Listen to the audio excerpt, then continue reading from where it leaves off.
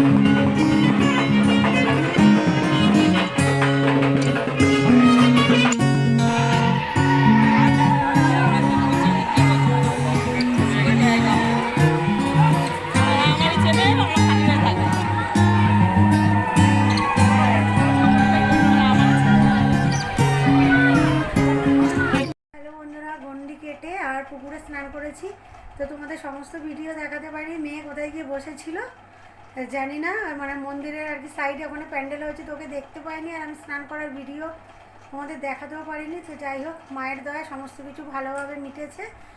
আর আমি এই ঘরে আসলাম, তো পুকুরে আবারও স্নান করে নিয়েছি, কারণ বালি টালি প্রচুর ছিল গায়ে, ওগুলো বাথরুমে ধোয়া যাবে না।